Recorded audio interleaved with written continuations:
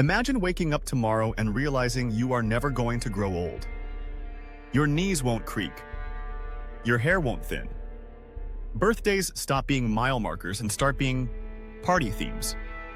Sunscreen still matters, but the expiration date on your moisturizer might as well say sometime after the year 3000. Student loans? You could pay them off on a leisurely 600-year plan, though please don't. This is life without aging. No wrinkles, no slow fade, just a body that repairs itself, a mind that stays sharp, and a calendar that stretches to the horizon. To keep us grounded, let's set the rules of this what if. We'll imagine biological immortality. You stop aging in your mid-20s or wherever you feel fully baked. You're not invincible. A piano dropped from a fifth-floor window still wins. But disease, organ failure, and the cellular wear and tear that currently guarantees our exit? Gone. Regeneration and robust immunity handle the rest. Memory stays intact enough to hold centuries, but we'll talk about how you'll manage all those memories. Fertility still works, which introduces the biggest societal challenge of all, population. With the premise locked, let's step into a regular day in an immortal world and watch everything. Habits, love, careers, politics, even jokes shift to fit a life with no finish line. You don't rush breakfast. Why would you? The tyranny of time has loosened its grip. But something else tightens: risk tolerance. When your life expectancy is basically forever, you suddenly care a lot more about bike helmets, seatbelts, and crosswalks. Extreme sports evolve. Wingsuits come with air traffic control. Motorcycles are smart cocoons. Insurance isn't about actuarial tables based on age. It's a personal risk profile that tracks your habits over centuries.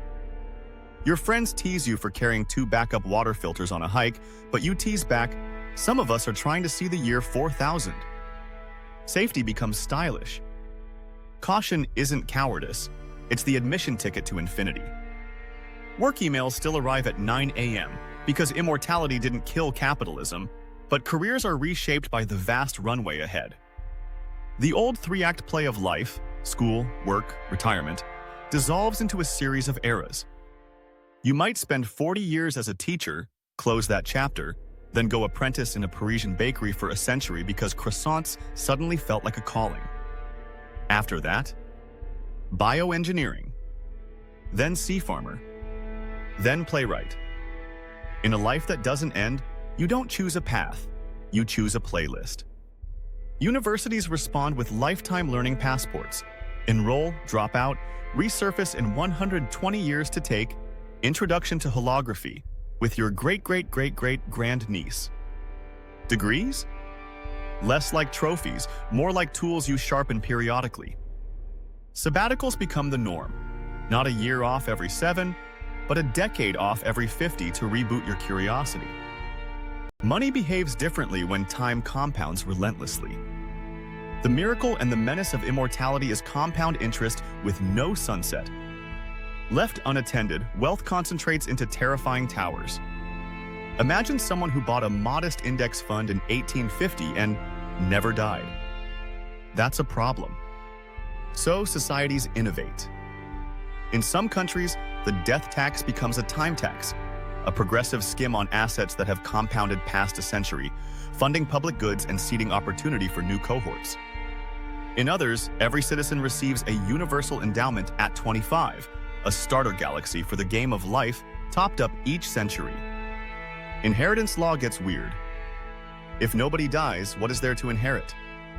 Families start using epic trusts that unlock at cultural milestones.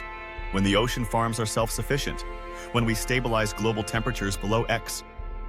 Wealth is steered like a ship, not passed like a baton. Speaking of ships, population is the iceberg. If people don't exit, where do new people fit? The math is unforgiving. Civilization answers with a mix of policy, culture, and ambition.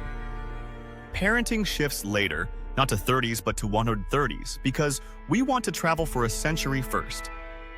Many cultures adopt birth spacing agreements, 2 kids per 200 years, not as coercion, but as a widely shared ethic. Artificial wombs and high-efficiency infant care reduce the resource footprint of raising children. urban planning flips. Cities go vertical and subsurface, sunlit caverns lined with gardens, trains that hum a kilometer below. Architects design thousand-year buildings with replaceable organs: windows, skin, lungs, filtration, hearts, power. Oceans host floating neighborhoods. Deserts bloom under solar canopies. And of course, the pressure valve, off-world expansion. Immortality doesn't just nudge humanity towards space, it shoves. If you have 500 years in a sturdy hull, Mars isn't a stretch goal, it's a starter home. Your neighbor takes a 60-year posting in the Saturn system and returns with ringside stories and frozen fruit you can't pronounce. Love becomes both simpler and more complicated. Till Death Do Us Part loses its neat finish. People iterate on partnership the way they iterate on careers. Time-framed marriages emerge. 50-year vows with optional renewals, celebrated like anniversaries on mythic scales. Some couples renew 10 times and proudly toast their half-millennium together. Others transition into new forms: co-parenting partnerships, creative partnerships, quiet companionships that last 2 centuries without romance. Jealousy doesn't vanish, it matures. You can't compete with an ex who painted cathedrals with you for 120 years, but you also don't have to. You've got 300 more years to write your own epic. Family trees turn into woven tapestries. Siblings born 250 years apart. Great-grandparents who teach kindergarten. Family reunions that need a stadium. Religion does not evaporate in a world without death. It evolves. For some, the loss of death's urgency uncovers a hunger for spiritual depth that can actually flourish. Long pilgrimages that take decades. Monasteries of silence measured in centuries. Faith traditions that explore patient transformation. New movements bloom. Some preach the Great Rest, a voluntary sunset ritual for those who feel complete, not suicide, but a sacred surrender to mystery after centuries of life. Others codify the long vow, commitments to stewardship of land, seas, and cities that extend beyond any single personal project. Ironically, immortality intensifies the moral calculus. If you will live to see the consequences of your actions unfold across 300 years, you plan differently. Climate denial is hard when you personally sat through 2 ice storms and a mega drought. Politics without death is a recipe for endless incumbency, so civilizations do what civilizations do. They write rules. Term limits solidify not in years, but in centuries lived. You can serve this many terms per lifetime. Then you must rotate into civil service, into mentorship, into quiet. There are memory seats in upper chambers reserved for those who remember earlier centuries firsthand, and youth seats for those within their first 100 years, so law is braided from perspective and possibility. Conflicts don't vanish, but they slow down. Diplomacy practiced across centuries crafts a different tone. You cannot scorch the earth when you plan to hike those hills in 280 years. Crime and punishment face a crisis of scale. A life sentence for someone who doesn't age is barbaric or meaningless, depending on your view. Justice shifts toward restoration and transformation. Long-form rehabilitation is no longer a euphemism, it's a profession. Some offenders rebuild coral reefs for a century. Others tutor in starship academies under supervision for as long as it takes. Statutes of limitation stretch. Cold cases are no longer cold when witnesses live forever. But forgiveness grows muscles, too. When an apology can be backed by 100 years of repair, societies discover new depths of mercy. The environment becomes a mirror we can no longer turn away from. Single-use culture dies. Products designed for a season are outlawed as immoral waste. You buy a shirt with a 200-year warranty. You don't own it so much as steward it across eras. Homes are modular organs that upgrade gently for centuries. Energy is cheap and clean because spending 400 years in smog is a deal breaker across the political spectrum. Forests are treated as cathedrals. You plant a sapling and plan to picnic beneath it with your great-great-great-grandfriends when its trunk is finally wide enough to hug with 6 people. Art goes long. Some projects take lifetimes because artists now have lifetimes to give. A composer writes a symphony that premieres every 25 years. each performance incorporating new movements based on the times in between. A sculptor carves a mountain, not to finish it but to collaborate with it as erosion becomes a co-artist. Museums need time wings, galleries that curate not the artifacts of a style, but the evolutions of a single artist across 400 years. At the same time, quick art explodes. Short, dazzling bursts that capture a week, a festival, a mood. Immortality doesn't smother spontaneity, it gives it context. You can be both a patient monk of marble and a weekend memer. Sports change in deliciously absurd ways. Leagues create era brackets, rookie, veteran, legendary, because nobody wants a 280-year-old sprinter competing against someone who learned to walk in 2043. Records aren't broken, they're curated across eras. A goalkeeper with 3 centuries of reflex training still retires because it's more interesting to start over in fencing. The Olympics runs a once every 25 years grand games, where athletes compete in novel hybrid events invented by centuries of play. Technology, of course, is the wind in everything sails. The real quiet revolution is memory. You live long, your brain has finite shelf space. So you cultivate memory gardens, curated archives you can revisit like rooms in a house. Want to re-experience summer 2317? Step into it.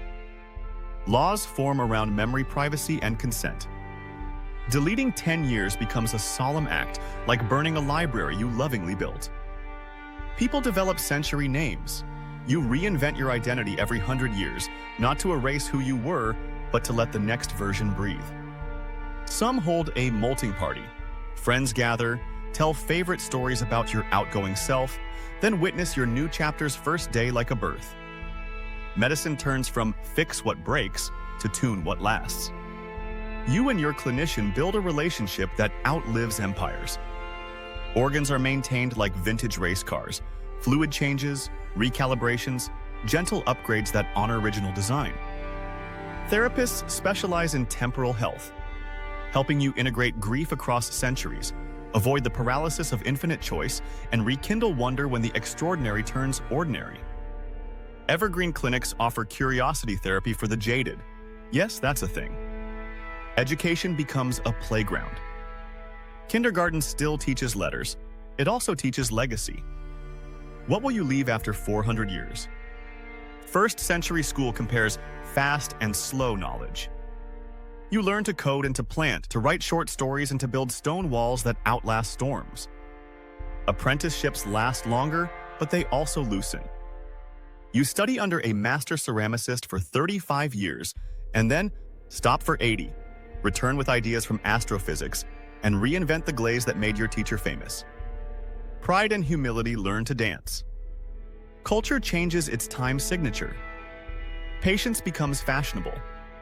Slogans like, "Do it before you die," morph into, "Do it before you're bored," which is funnier and more honest.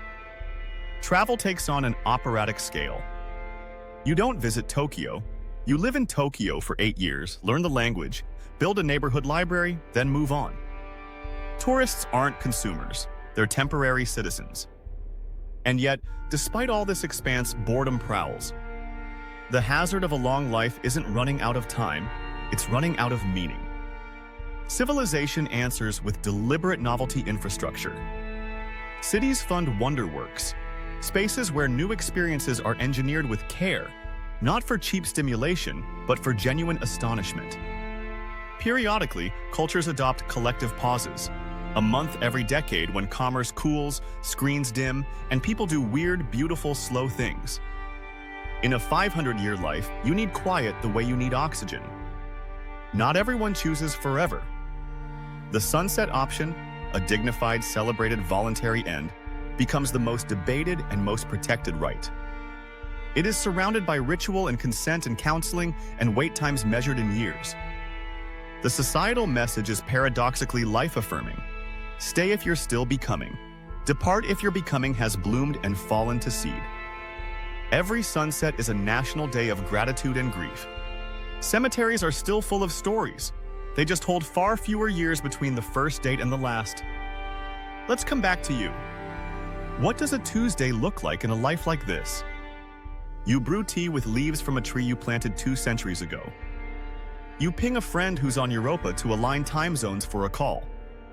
You bike through a city whose buildings remember more history than any book, past posters for this decade's grand games, and a concert debuting the new movement of a symphony you first fell in love with 150 years back.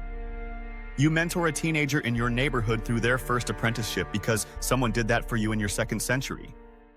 In the afternoon, you rotate the living wall in your apartment to adjust how it breathes. It's older than every skyscraper on the block. In the evening, you step into a memory garden. The summer road trip in 2091 you'd almost forgotten. The one where you watched a meteor storm from a desert roof and swore to keep learning until learning surprised you again. You smile. It still does. There are risks we haven't dodged. Stagnation is one. If the same people hold the same power for too long, progress stalls. So we build guardrails, term limits, century sabbaticals, cultural refreshers, governance by cohorts. Inequality is another. If compounding wealth turns immortals into oligarchs, society fractures. So we tax time-fat assets, democratize capital, and make participation, not inheritance, the glue of prosperity. Meaning is the deepest risk. We answer not with slogans, but with structure. Lives designed to breathe, to alternate between mastery and humility, to ensure that even at year 412, you still get to be a beginner. Will immortality make us better? Not by itself. It gives us time, it does not give us wisdom. But time changes incentives. When you are certain you'll be around to weed the garden you planted, you plant better. When you know you will face the consequences of your choices, you choose with care. When you can own mistakes for 100 years and still be welcomed back to contribute, you become braver, not in the reckless way that dares death, but in the generous way that dares growth. In the end, the strangest thing about living forever might be rediscovering what makes life sweet right now. The best dinners are still shared with people you love. The most important conversations still happen face to face. A child's first laugh still rearranges the furniture in your soul. Sunsets still stop you in your tracks. A great book still teaches you something new on the 5th read a century later. You don't run out of awe, you run out of excuses to postpone it. So what if humans could live forever? We would build cities that breathe, economies that serve centuries, art that unfolds like constellations, and families who throw reunions with their own postal codes. We would argue loudly and forgive slowly, and write laws that teach power to leave the stage. We would go to space because why wouldn't we? And we would come home because home would be a project worthy of 500 years. We would become perhaps less interested in being remembered and more interested in being rememberable, not because of how long we lasted, but because of how well we used the time we were given. And maybe that's the quiet answer this thought experiment smuggles back into our mortal lives. The calendar was never the point. The point was always what you do with the days. Whether you have 80 years or 800, the assignment is the same. Build something beautiful, love someone well. Leave the campsite better than you found it, and keep your curiosity young. If forever is possible, it starts with that. If forever is not, it still ends with that. Either way, the horizon is long enough to begin.